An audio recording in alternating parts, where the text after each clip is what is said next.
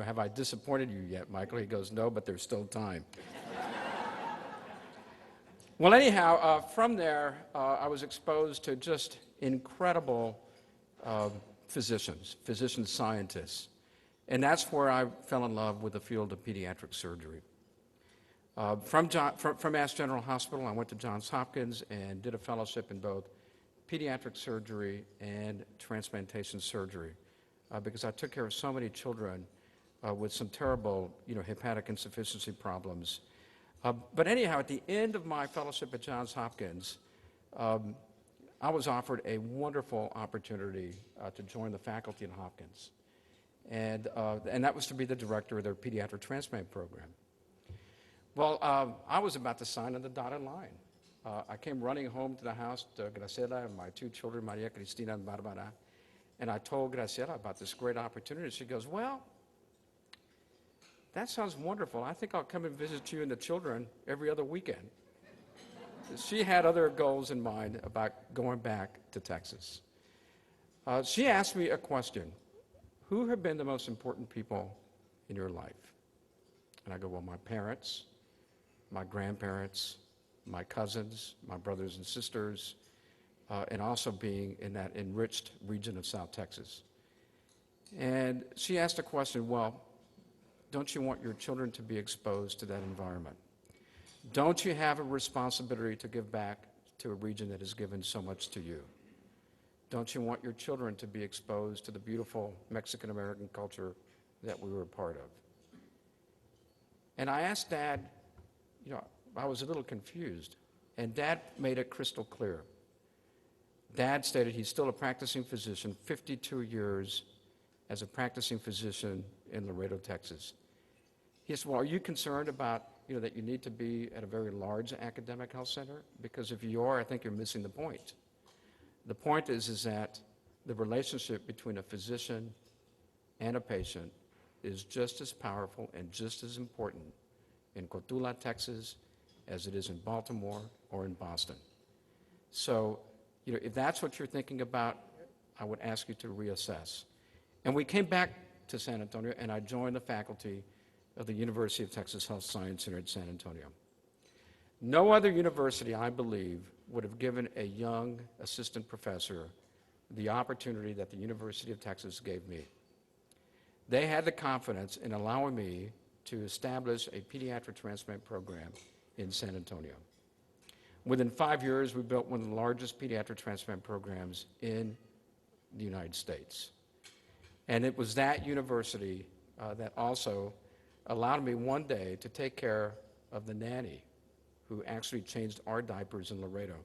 Because one weekend that I was on call, this person came in with fulminant hepatic failure, and I ended up doing her transplant 1 week later. What are the chances of that happening? It goes back to coming back to the region that gave you so much.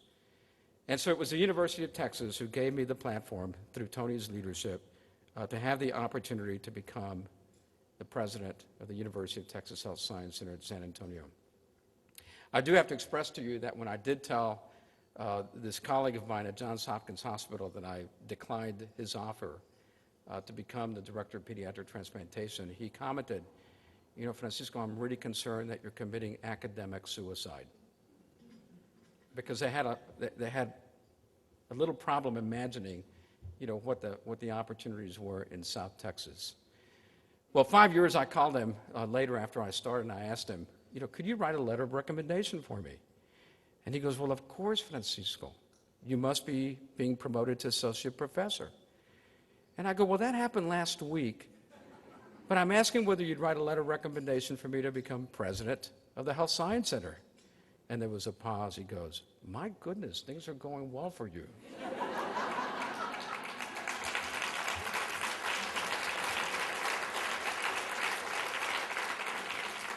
Well, in December of 2009, when the Board of Regents asked me to consider being interviewed for the Chancellor of the University of Texas system, they did ask for a couple of letters of recommendation. I couldn't help myself. I called this distinguished surgeon from Johns Hopkins and asked him, could you write me a letter of recommendation? And he goes, what are you up to? And I go, well, I've been asked to interview for the chancellorship of the University of Texas System, one of the great institutions of higher ed in the world. And he goes, my goodness, can I get a job? Can I get a job with you? I go, I don't know, you might be committing academic suicide.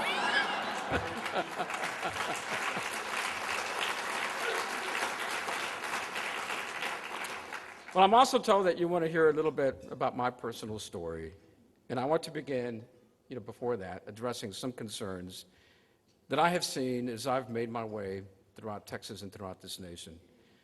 Concerns that must be a part of our continuing dialogue about education, Congressman Hinojosa, and the future of this great nation. The Hispanic population of Texas, as we all know, will soon be a majority. It is absolutely appropriate that we focus our attention not only on highlighting the successes of Latinos across the nation, but more importantly on nurturing the talents and aspirations of the young Latinos who will soon take their rightful place as leaders at every level of governance and public service. This is exactly what this organization does. These young people we're talking about stand on the strong foundation of courageous men such as our ambassador, and women who have worked over generations to advance the cause of equal participation and responsibility. And we now stand at the threshold of the realization of their dreams. We share the obligation to usher in this new era in a way that makes all Americans grateful for its arrival. But it also means that we must be taking advantage of the opportunities and overcoming the challenges that affect disparities in public education. A complete education, an education built at the intersection of knowledge and action, an education that harnesses the great lessons of science, of literature, of history, and the art, is the greatest gift that we can give our children. And it is the bedrock on which leadership is built. The poet Robert Frost wrote verse through such a rich intersection of disciplines. And you can glean this from a lecture that Frost delivered in 1937 when he delved into what discipline, if any, was closest to poetry. The great poet found at first glance that it was science. Frost said that science might be nearer to poetry than most because it is nothing if it is not achievement and if it is not creative. Frost also found akin to poetry and philosophy because this discipline fosters flashes of light. And he found it in athletics because poetry stirs words into motion. And in the English department, who are keepers of the text.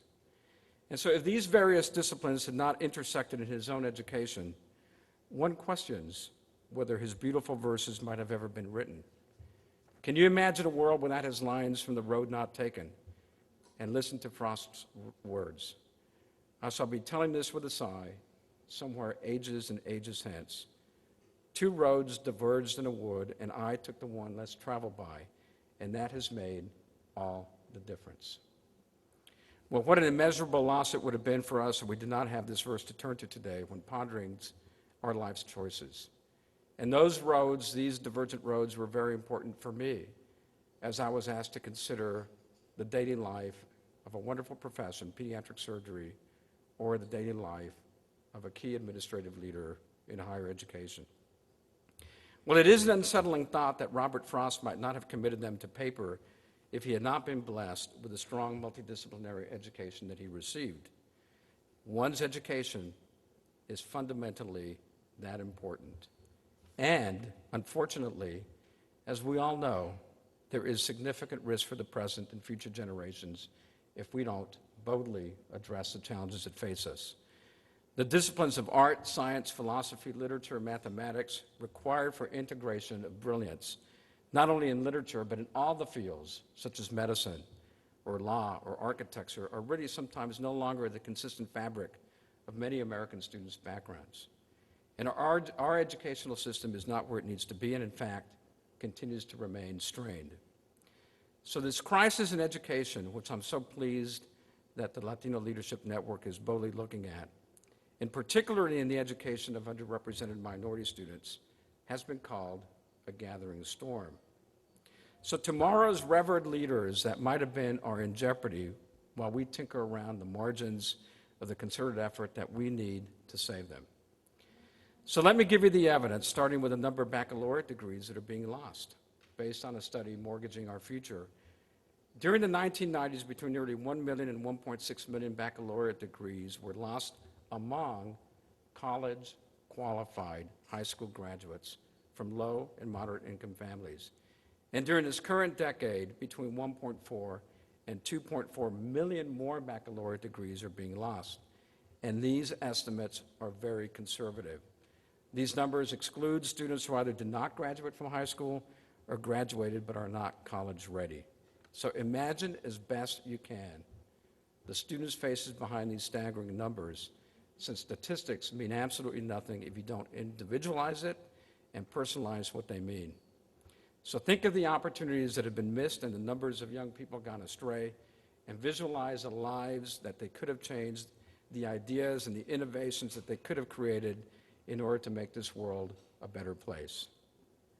So it is absolutely essential that we, as Hispanic leaders and individuals in this room, do everything within our power to address these issues.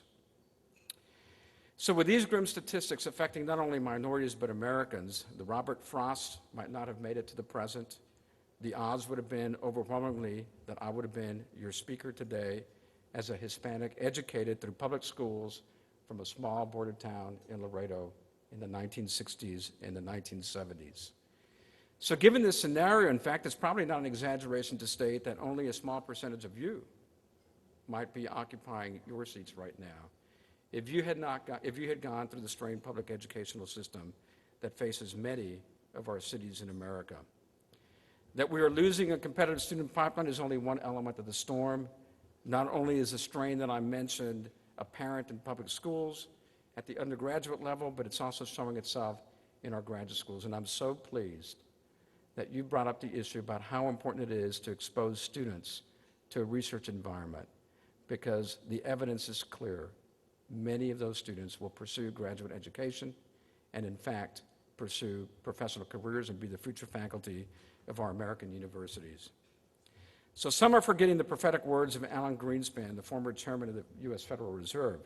He said, if we are to remain preeminent in transforming the knowledge into economic value, the U.S. system of higher education must remain the world leader in generating scientific and technological breakthroughs and in preparing workers to meet the evolving demand of skilled labor. In this instance, Greenspan was wise. He concluded toward the end of his career as chairman, if you can solve the educational problem, you don't have to do anything else. If you don't solve it, nothing else is going to matter all that much.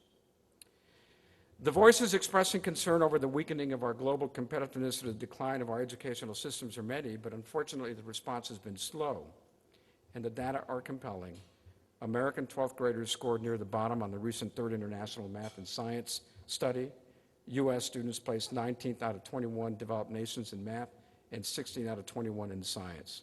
So it's apparent that there is a lot of work to be done, and I'm proud to say that the University of Texas system is addressing these challenges in a very deliberate way. By sharing the blueprint of my career, I hope to give you some unique insight into what we are finding is working to ensure that we prevent the devastation to the educational opportunities for our younger generation. First of all, I went through the public school systems of Laredo, Texas, where I was growing up in a small border city. I was one of 10 children, or am one of 10 children, 5 sisters and 4 brothers. And I'm proud to say that during my growing up, the fundamental joy in our family was, really again, the love and respect for each other, the importance of education, and then to give back to our communities. So my grandmother, Abuelita, we'd get together every Sunday for comidas, 36 grandchildren. And Abuelita would each give us $1, and then she'd take it back. And she'd go, we were thinking about super bubbles and candy, but she'd take it back and she would tell us, mijito, this is for your college education. This is a savings that I'm saving for you. She kept her word. when we graduated from high school, she'd give us a check, and it was to pay for part of our tuition in college. All 36 of her grandchildren received a college education.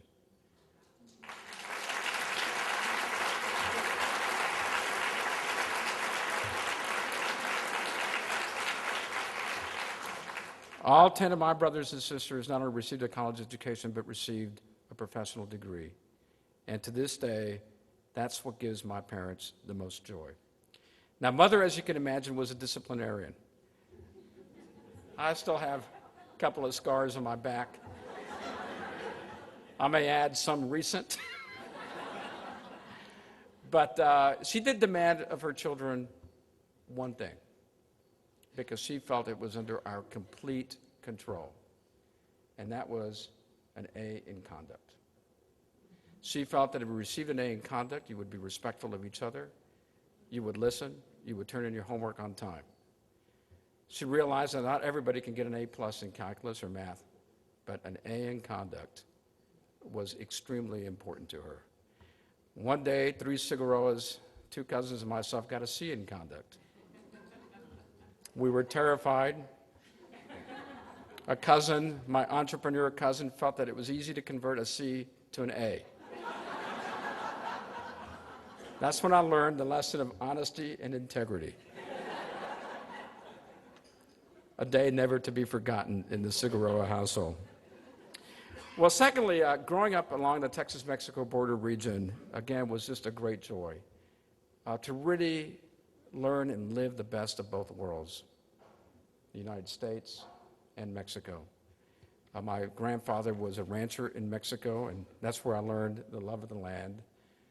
My father, my uncle, my grandfather were physicians in that border town, and I had the opportunity to make house calls with my father, seeing firsthand, really healthcare disparities, because those patients did not have access to healthcare unless the physician went to their home. As a 15-year-old, I got to see my very first operation. My Uncle Leo, a general surgeon, would have to travel sometimes hundreds of miles because that region of Texas did not have a general surgeon. Going back to the vision of Mr. Sanchez about the importance of providing health professional educational opportunities, because there are still profound health disparities. I saw my very first operation in Roma, Texas, with Mario Ramirez. It was a cesarean section. I remember I almost fainted. My vision of becoming a surgeon was rapidly evaporating, and Mario Ramirez, the person who he is, said, "It happens to everybody." But anyhow, my growing up in Laredo gave me a roadmap of what works on the border in terms of education and the delivery of healthcare. Pediatric surgery, I may add, was the ideal background for leading an academic health center because it exposed me to one of the most demanding surgical fellowships in the world under the mentorship of outstanding clinician scientists. My surgical training provided strong foundations that I continue to rely on today. I learned that a surgeon needs to lead, needs to be decisive, needs to inspire a team of professionals to do their very best. And furthermore, a leader in surgery must hold himself or herself, along with members of the team, accountable when the expected patient outcome is not achieved. It's a microcosm of what goes on in larger life in regards to organizations, especially universities. And I may add, there were many times that you were dealt incredible challenges. I was 2 months into my fellowship in transplantation surgery. I was involved with a liver transplant, of an adult patient with severe portal hypertension. And I was doing this, I was, being guided through this operation by the master surgeon. And I remember as I gently placed the clamp on the inferior vena cava, the vein tore like wet tissue paper, and the patient exsanguinated and died on the OR table. There is nothing more unsettling, more defeating for a surgeon. And you can imagine how badly I felt, and then having to speak to the patient's family. Well, I thought I'd have a couple of days to recover from that. 4 hours later, I was back in the operating room doing another emergency liver transplant with the same master surgeon. I told this master surgeon, please, you proceed and I'll assist. And he goes, no. You must do the operation. You must learn from the past, but now your total attention is on this patient, and here's the scalpel. And if that was not, a growing experience, for me, which means you must be able to pick yourself up, remain focused, and move ahead.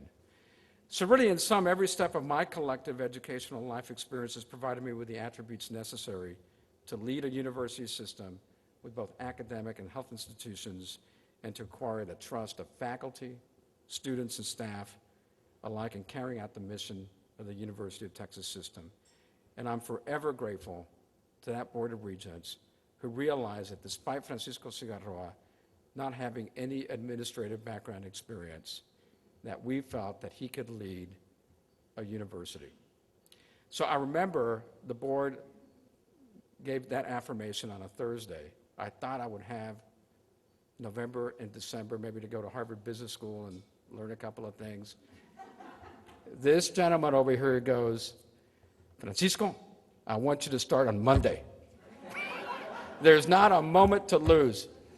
And so I was terrified, but here I was, on Monday, bright and early, starting as president of the Health Science Center, and I went to Barnes & Noble's that weekend to learn Robert Rules of Order. I hadn't chaired a meeting ever, but Tony said, you can do it, just go get that book and you'll be fine. So anyhow, again, you really have to have individuals, who have confidence in you, and people who support you, like Tony has supported me and has supported me, just similar to my family. Well, what are we doing at the University of Texas system to really, address many of these challenges? First of all, we are very involved with what's going on in K through 12 through our Institute of Public School Initiatives. We are involved in inspiring students who are interested in math and science, not only to consider careers in medicine, but also to inspire them to be the future teachers of our young students in K through 12. Because so many of our students aren't being taught by individuals certified in math and science. And it's important that we educate a cohort of teachers that will inspire our students to pursue those fields, to have a love of lifelong learning, but also to retain those teachers for the long term. Our community colleges, in fact, are so responsible for educating thousands and thousands of Americans. In San Antonio alone, they are responsible for educating over 70,000 students. And so again, it's so important for our four-year universities to be very well aligned with our community colleges to facilitate success. In addition, we are providing an incredible amount of scholarships, such that no child who has the focus and the commitment to pursue higher education is ever deprived an opportunity from pursuing a higher education. And we heard about the importance of science and technology and engineering and medicine. And I'm proud to say that the Board of Regents really implemented a competitive initiative that is investing over $2.7 billion for the purposes of enhancing the STEM fields across the University of Texas.